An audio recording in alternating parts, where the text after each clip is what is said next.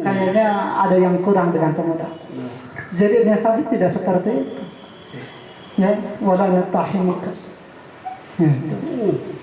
Dan terakhir kata Abu Bakar, kenapa aku memilihmu? Karena engkau itu adalah wataktubu al-wahyi di Rasulullah sallallahu alaihi wasallam. Bahwa engkau itu punya pengalaman menulis wahyu bagi Rasulullah sallallahu alaihi wasallam. Beliau itu sekretaris Rasul. Coba berapa usianya ketika beliau diangkat menjadi sekretaris? Sekretaris Rasul Said. Tebak aja belasan mungkin ya. Berapa saat? Sekitar 13-an. 13. Mendekati. Beda 12 tahun. Lebih muda lagi. 12 tahun jadi sekretaris presiden. Gitu ya. 12 tahun jadi sekretaris presiden. 12. Dan tugasnya enggak sederhana. Ya, menulis Al-Qur'an. Menerjemahkan surat-surat dari negeri-negeri lain. Ya. Sampai kan awalnya Rasulullah itu sering mendapatkan surat dari orang-orang Yahudi. Biasanya untuk menerjemahkan itu meminta kepada orang Yahudi. Tapi ketika Zaid menjadi sekretaris, Rasulullah memerintahkan kepada Zaid, kamu belajar, kata Rasulullah, bahasanya mereka itu, supaya aku tidak meminta kepada orang-orang Yahudi, karena mereka punya sifat apa? Khianat. Berapa lama Zaid itu belajar bahasa Ibrani itu? Sebentar ya. 6 bulan. 6 bulan. Jadi belajar bahasa itu nggak perlu tahunan. 6 bulan. Zaid bin Thabit itu selesai menguasai bahasa Ibrani. Ini pemuda, luar biasa pemuda itu. Gitu ya. Tampilan dalam Islam itu pemuda itu ya demikian. Enggak kebayang ya. 6 bulan bisa mempelajari beberapa bahasa. Ya jangan dibayangkan, harus dijalankan sebagai sistem kurikulum pendidikan. Kalau dibayangkan ini susah, Ustaz. Betul. Ya, tapi kalau ini jadi kurikulum, saya nggak pesimis, Ustaz. Ya, betul. Ya, asal kita punya konsisten dengan nilai-nilai yang diajarkan oleh Rasulullah SAW. Kalau kebanyakan berpikir itu cepat ubah. Nah itu ya. Nah itu yang pertama. Terus yang kedua, kita lihat salah satu hadis Rasulullah SAW. Beliau menyampaikan begini, la tazulu qadama 'abdin yaumal qiyamati. Kedua kaki seorang hamba itu tidak akan beranjak dari tempat hisabnya di hari kiamat. Ya. Hatta yus'ala an arba'in. Ya, sampai dia ditanya mengenai 4 perkara. Yang pertama apa? Yang pertama an-umrihi, tentang umur. Tentang umur. An-umrihi fima afnahu, tentang umur bagaimana dia menghabiskan umur itu. Tadi kita bicara tentang usia umur terpanjang itu 70-an lah. Terpanjang ya periodenya kan pemuda. Ya, bayangkan kalau usia pemuda kita ini justru terjebak kepada kesalahan. Berarti amalan kita itu banyak masalahnya. Dan hari ini pemuda-pemuda masih berlaku, Ustaz. Ketika berbicara tentang pemuda, gitu ya, ketika usia muda, itu berarti usia senang-senang. Ya, usia senang-senang. Untuk menjadi ahli ibadah mah nanti sajalah ketika sudah tua. Makanya di masjid-masjid saya suka melihat ya. Kalau subuh itu isinya orang tua ya sudah. Iya. Pemudanya pada tidur. Pemudanya masih tidur. Tapi kalau lagi musim UCL gitu ya. Itu. Kalau lagi Liga Champion itu yang melek itu pemuda. Ini masalahnya gitu ya. Nah padahal ini hal pertama yang akan ditanya oleh Allah gitu, terkait dengan umur kita. Terus yang kedua gitu, tentu Di sini bicara tentang umur, pertama secara keseluruhan dan secara khusus muda. Karena dua periode yang lain, anak-anak kan gak mukallaf, Ustaz. Nggak akan ditanya. Taklif hukumnya. Ya, tidak tertaklif. Terus orang tua yang sudah pikun juga tidak jauh berbeda, Ustaz. Seperti itu. Intinya berarti yang akan ditanya itu usia ketika kita muda. Usia hidup kita itu adalah usia ketika kita menjadi seorang pemuda. Itulah kehidupan. Kehidupan manusia itu sebenarnya di periode kedua itu. Karena periode pertama itu adalah usia persiapan, gitu ya. Periode yang ketiga itu sudah usia ya sama persiapan. Menuju Persiapan kematian gitu. Gitu. Atau apa usia memetik hasil seharusnya itu sebenarnya.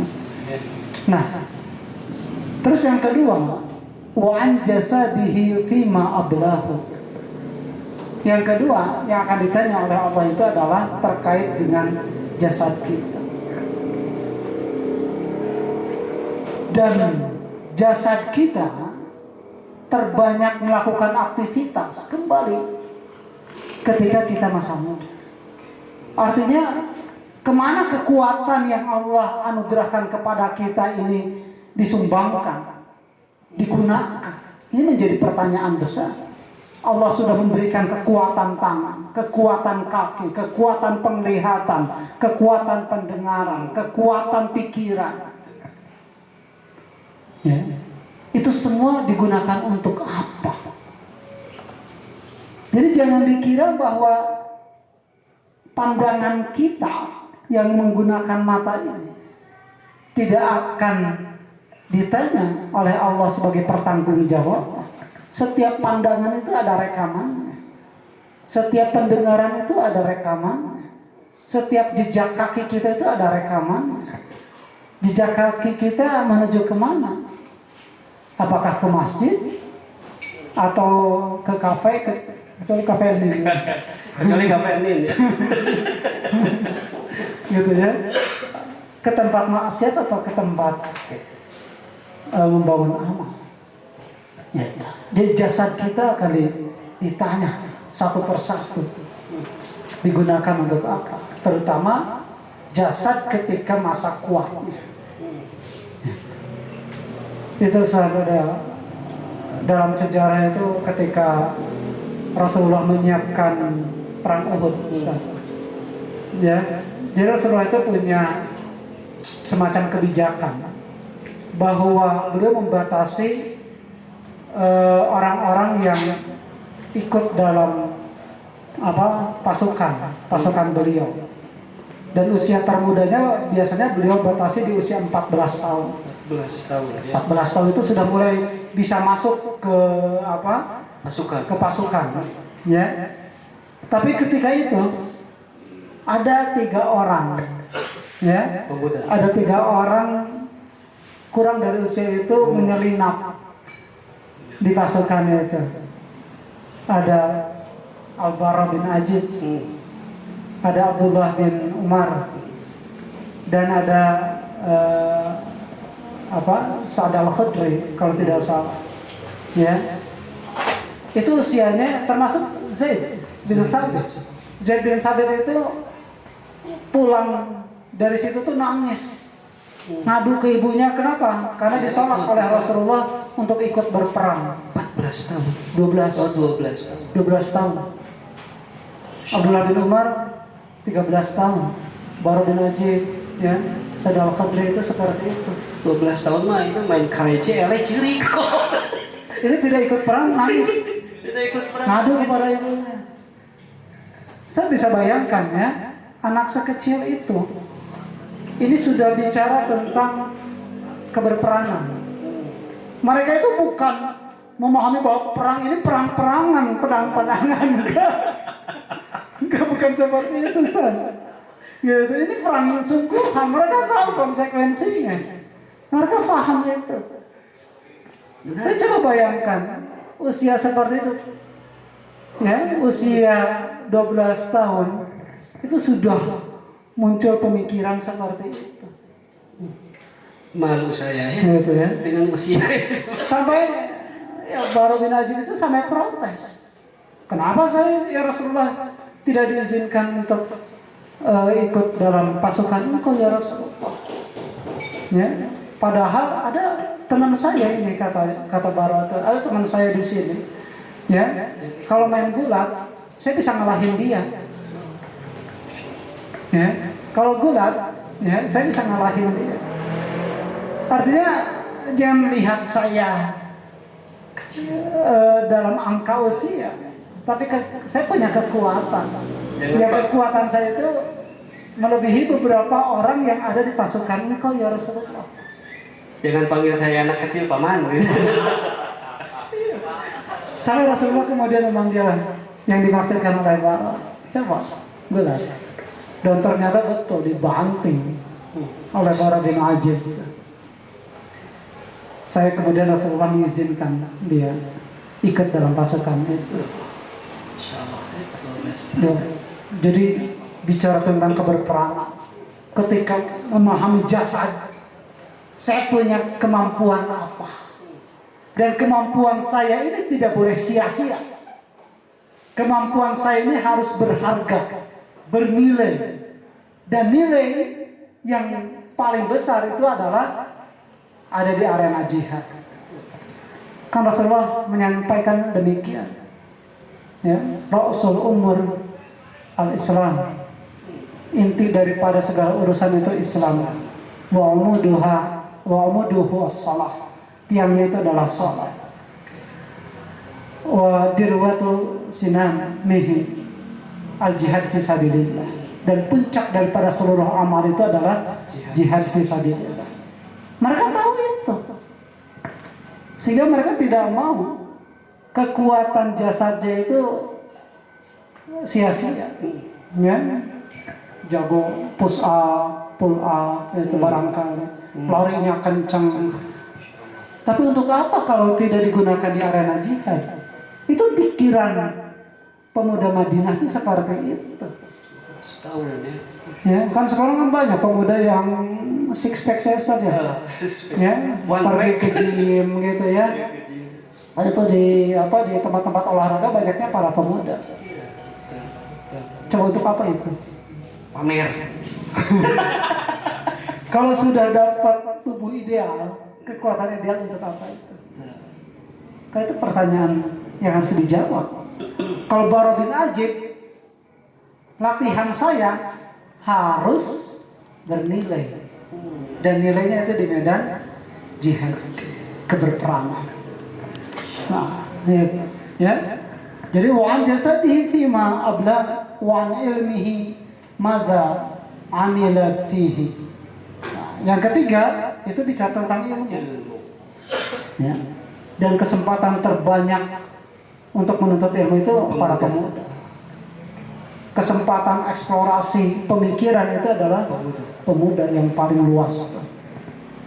Pikiran kita digunakan untuk memikirkan apa? Kalau pemuda itu pikirannya masalah diputus oleh pacarnya, terakhir 13 tahun ada ya yang diputus oleh pacar lalu dia gantung diri, betul? Oh, ada yang seperti itu. Ada, kemarin di daerah mana itu teh? Jangan sebut nama saja lah. Ada, tapi memang pacarnya itu 13 tahun ya, diputuskan gantung. Rata-rata seperti itu. Apa yang menjadi kegelisahan pemuda hari ini? Ini harus ditanya. Coba kegelisahan kalian apa? Yang menjadi kegelisahan kalian apa? Muhammad Al-Fatih kenapa bisa menaklukkan Konstantinia? Karena sejak kecil itu oleh ayahnya itu dibawa ke satu bukit. Di bukit itu terlihat Konstantin. Ya. Dan kira-kira dialognya lebih kurang seperti ini. Nah, kamu lihat itu. Ya, ada istana besar. Dan apa janji Rasul terkait dengan istana itu? Bahwa istana itu kelak akan ditaklukkan oleh seorang pemimpin terbaik dan pasukan terbaik. Dan aku harap itu kamu yang menjadi pemimpinnya. Dan kemudian itu menjadi kegelisahan Muhammad Al-Fatih, mengiringi pertumbuhan dirinya sebagai pemuda itu, membawa kegelisahan itu. Jadi orang itu tergantung gelisahnya apa. Dia gelisahnya ditempatkan di sisi apa. Kalau kegelisahannya kepada hal-hal yang kerdil, ya dia akan menjadi orang yang kerdil. Kalau kegelisahannya adalah sesuatu yang besar, maka dia akan menjadi orang yang besar. Cita-cita berarti ya, visi misi berarti ya. Para tokoh itu berawal dari kegelisahan. Berawal dari kegelisahan mereka. Ustaz, kita coba lemparkan barangkali ada yang perlu ditanyakan. Silakan. Sharing. Apa yang menjadi kegelisahan para pemuda hari ini? Kelihatannya pemudanya pada gagah-gagah. Boleh, silakan. Jika perlu dengan mic, boleh. Ada yang perlu? So, apa yang menjadi kegelisahan kita hari ini, para pemuda nih khususnya nih?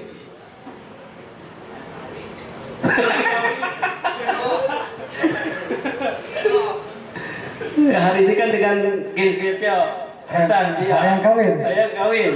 Atau yang terkenal hari ini apa? Mary Carey. Tapi itu bagus lah. Kalau pemuda itu sudah kegelisahannya ingin menikah, itu bagus. Masya Allah. Karena Rasulullah itu selalu, ya kalau berbicara tentang pemuda, itu salah satu pertanyaannya sudah nikah belum? Nah, gitu. Sudah nikah belum? Abdurrahman bin Auf, ya tahu ya, Abdurrahman bin Auf, ketika dia sudah hijrah ke Madinah, ya kan kita tahu beliau membangun kesuksesan materinya itu dari nol, ya dari nol. Ketika dia mulai mendapatkan keuntungan, apa pertama kali yang dipikirkan? Nikah. Sampai satu hari Abdurrahman itu keluar, gitu ya, cengar-cengir, gitu, senyum-senyum Abdurrahman itu, dan kelihatan oleh Rasulullah. Ada apa? Kata Rasulullah itu, ada apa kamu ya Abdurrahman? Kelihatannya bahagia. Malu-malu Abdurrahman mengatakan, saya baru menikah ya Rasulullah.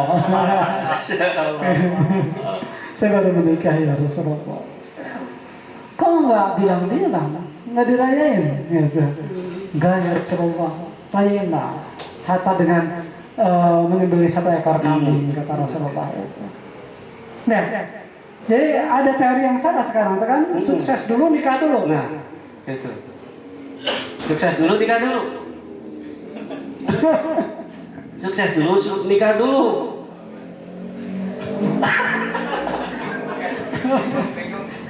Jadi pada bingung.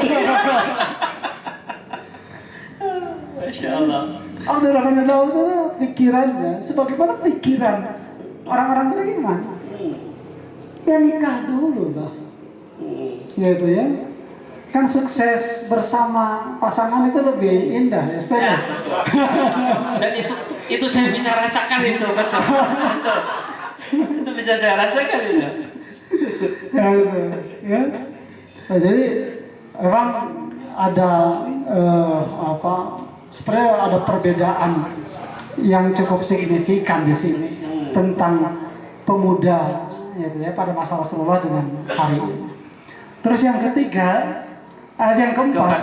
Itu baru bicara tentang harta. Harta aina